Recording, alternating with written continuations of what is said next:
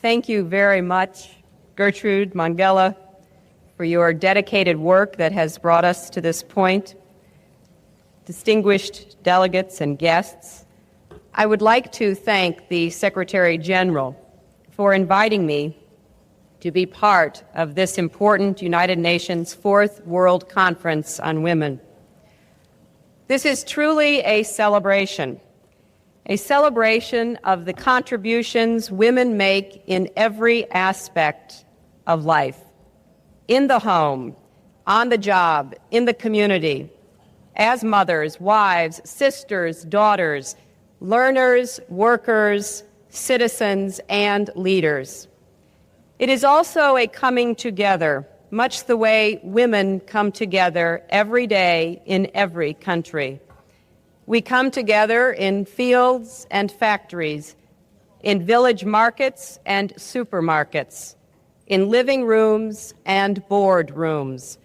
Whether it is while playing with our children in the park or washing clothes in a river, or taking a break at the office water cooler, we come together and talk about our aspirations and concerns. And time and again, our talk turns to our children and our families. However different we may appear, there is far more that unites us than divides us. We share a common future, and we are here to find common ground so that we may help bring new dignity and respect to women and girls all over the world, and in so doing, bring new strength and stability to families as well. By gathering in Beijing, we are focusing world attention on issues that matter most in our lives, the lives of women and their families: access to education, health care, jobs, and credit, the chance to enjoy basic legal and human rights, and to participate fully in the political life of our countries. There are some who question the reason for this conference. Let them listen to the voices of women in their homes, neighborhoods, and workplaces. There are some who wonder whether the lives of women and girls matter to economic and political progress around the globe. Let them look at the women gathered here and at Wairo, the homemakers and nurses, the teachers and lawyers, the policymakers, and women who run their own businesses. It is conferences like this that compel governments and peoples everywhere to listen, look, and face the world's most pressing problems. Wasn't it, after all, after the Women's Conference in Nairobi 10 years ago, that the world focused for the first time on the crisis of domestic violence? Earlier today, I participated in a World Health Organization forum. In that forum, we talked about ways that government officials, NGOs, and individual citizens are working to address the health problems of women and girls. Tomorrow, I will attend a gathering of the United Nations Development Fund for Women. There, the discussion will focus on local and highly successful programs that give hard-working women access to credit so they can improve their own lives and the lives of their families. What we are learning around the world is that if women are healthy and educated, their families will flourish. If women are free from violence, their families will flourish. If women have a chance to work and earn as full and equal partners in society, their families will flourish. And when families flourish, communities and nations do as well. That is why every woman, every man, every child, every family, and every nation on this planet does have a stake in the discussion that takes place here. Over the past 25 years, I have worked persistently on issues relating to women, children, and families. Over the past 2.5 years, I've had the opportunity to learn more about the challenges facing women in my own country and around the world. I have met new mothers in Indonesia who come together regularly in their village to discuss nutrition, family planning, and baby care.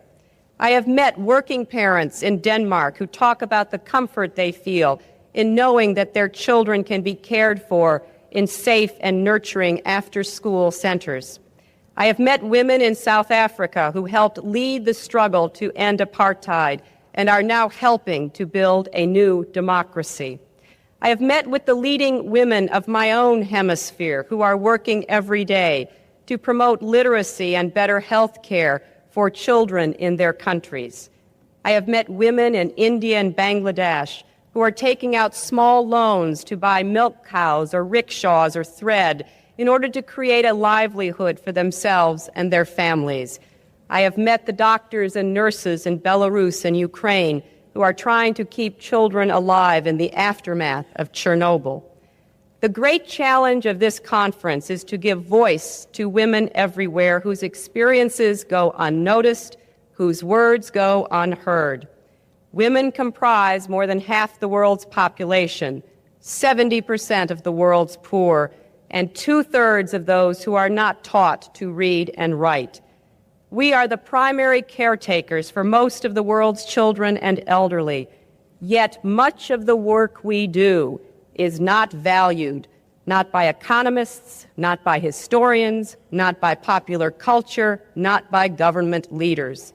At this very moment, as we sit here, women around the world are giving birth, raising children, cooking meals, washing clothes, cleaning houses, planting crops, working on assembly lines, running companies, and running countries. Women also are dying from diseases that should have been prevented or treated. They are watching their children succumb to malnutrition caused by poverty and economic deprivation. They are being denied the right to go to school by their own fathers and brothers. They are being forced into prostitution, and they are being barred from the bank lending offices and banned from the ballot box. Those of us who have the opportunity to be here have the responsibility to speak for those who could not. As an American, I want to speak for women in my own country, women who are raising children on the minimum wage, women who can't afford health care or child care, women whose lives are threatened by violence, including violence in their own homes. I want to speak up for mothers who are fighting for good schools, safe neighborhoods, clean air, and clean airwaves. For older women, some of them widows, who find that after raising their families, their skills and life experiences are not valued in the marketplace. For women who are working all night as nurses, hotel clerks, or fast food chefs so that they can be at home during the day with their children. And for women everywhere who simply don't have time to do everything they are called upon to do each and every day. Speaking to you today, I speak for them just as each of us speaks for women around the world who are denied the chance to go to school or see a doctor or own property or have a say about the direction of their lives simply because they are women. The truth is that most women around the world work both inside and outside the home, usually by necessity. We need to understand there is no one formula for how women should lead our lives. That is why we must respect the choices that each woman makes for herself and her family. Every woman deserves the chance to realize her own God-given potential. But we must recognize that women will never gain full dignity until their human rights are respected and protected. Our goals for this conference to strengthen families and societies by empowering women to take greater control over their own destinies cannot be fully achieved unless all governments here and around the world accept their responsibility to protect and promote internationally recognized human rights. The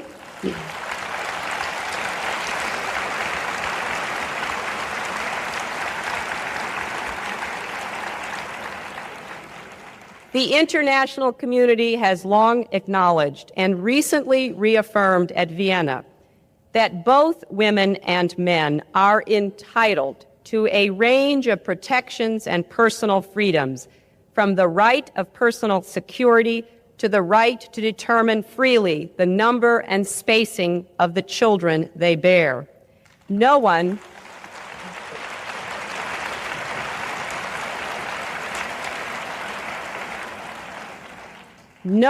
should be forced to remain silent for fear of religious or political persecution, arrest, abuse, or torture. Tragically, women are most often the ones whose human rights are violated. Even now, in the late 20th century, the rape of women continues to be used as an instrument of armed conflict.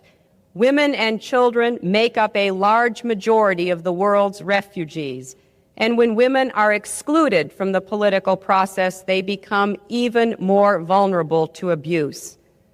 I believe that now, on the eve of a new millennium, it is time to break the silence. It is time for us to say here in Beijing, and for the world to hear, that it is no longer acceptable to discuss women's rights as separate from human rights.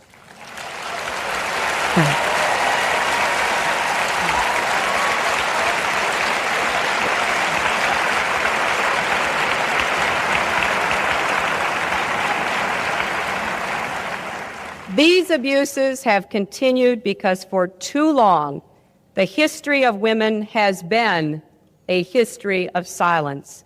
Even today, there are those who are trying to silence our words. But the voices of this conference and of the women at YRO must be heard loudly and clearly. It is a violation of human rights when babies are denied food or drowned or suffocated or their spines broken simply because they are born girls.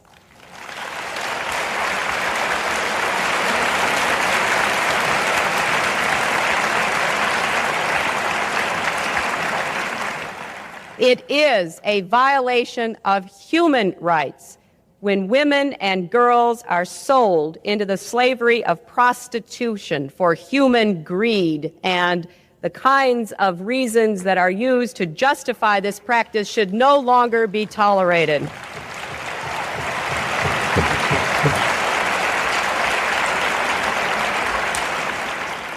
It is a violation of human rights when women are doused with gasoline, set on fire, and burned to death because their marriage dowries are deemed too small.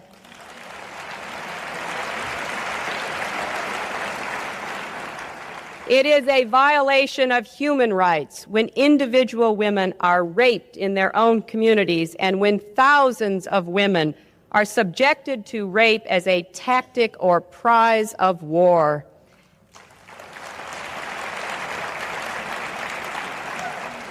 It is a violation of human rights when a leading cause of death worldwide among women ages 14 to 44 is the violence they are subjected to in their own homes by their own relatives.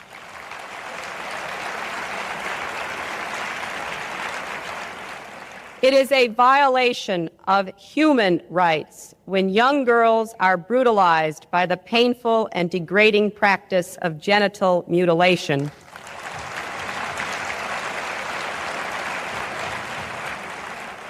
It is a violation of human rights when women are denied the right to plan their own families, and that includes being forced to have abortions or being sterilized against their will.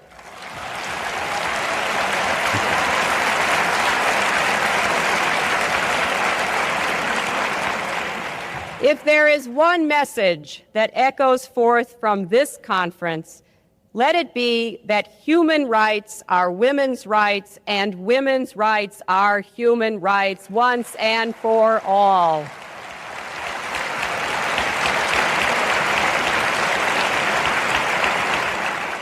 And among those rights are the right to speak freely and the right to be heard.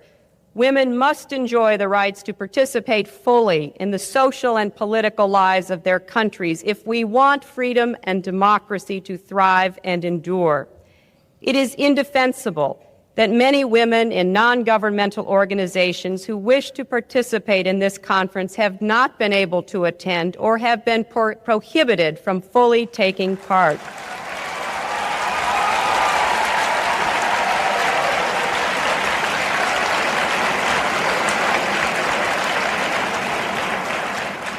Let me be clear. Freedom means the right of people to assemble, organize, and debate openly. It means respecting the views of those who may disagree with the views of their governments. It means not taking citizens away from their loved ones and jailing them, mistreating them, or denying them their freedom or dignity because of the peaceful expression of their ideas and opinions.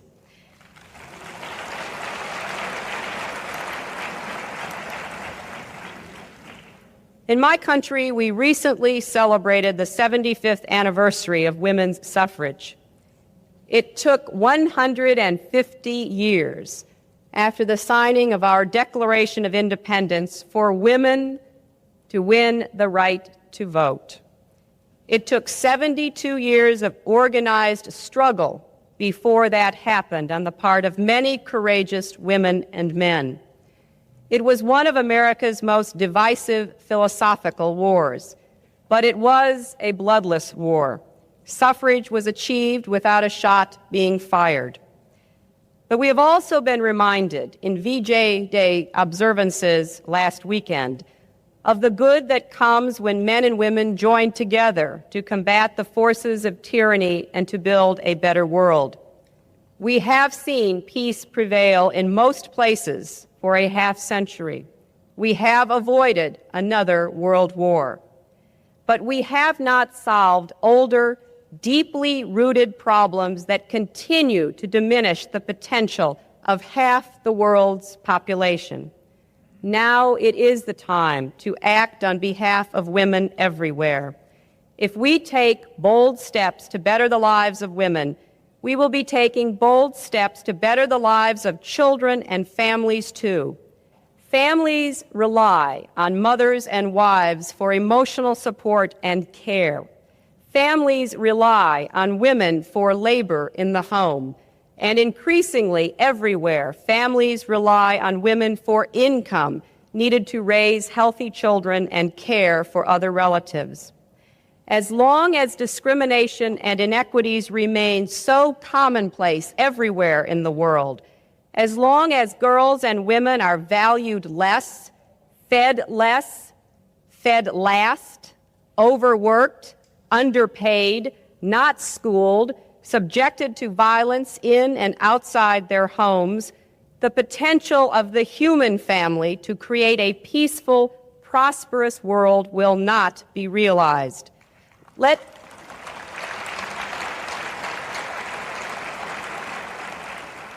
this conference be our and the world's call to action. Let us heed that call so we can create a world in which every woman is treated with respect and dignity. Every boy and girl is loved and cared for equally. And every family has the hope of a strong and stable future. That is the work before you. That is the work before all of us who have a vision of the world we want to see for our children and our grandchildren. The time is now. We must move beyond rhetoric. We must move beyond recognition of problems to working together to have the common efforts to build that common ground we hope to see. God's blessings on you, your work, and all who will benefit from it. Godspeed, and thank you very much.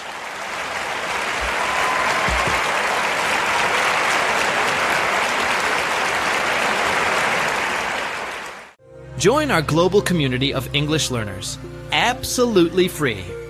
Download video transcripts, listen offline, start our beginner course, and join live classes with certified teachers.